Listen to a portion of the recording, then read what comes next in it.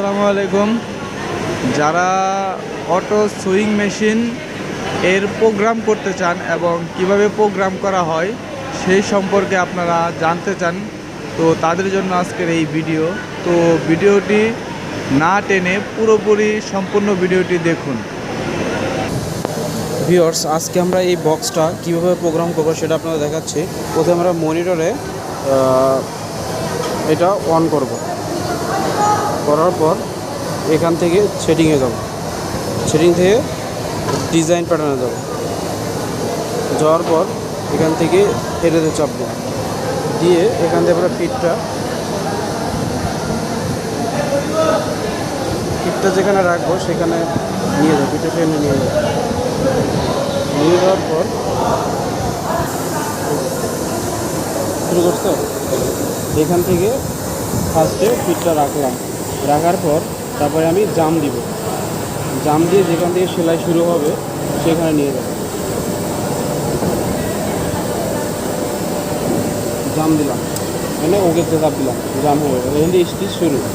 আমার সুতো 30 নম্বরের জন্য 3.5 দিলাম, দিয়ে এখানে সেলাই শুরু করলাম।